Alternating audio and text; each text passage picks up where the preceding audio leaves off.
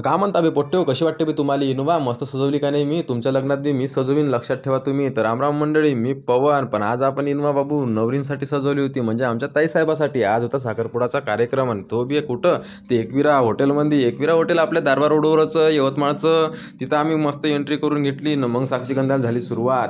आणि इकडं साक्षीगंधाला सुरुवात झाली होती तर काही सामग्री लागत होती, पण इकडं हॉल पाहून घ्या तुम्ही, पूर्ण पाहुणे रावणे पूर्ण आले होते आणि हॉल असा डच भरला होता. नाश्त्याचा कार्यक्रम इकडं चालू झाला होता.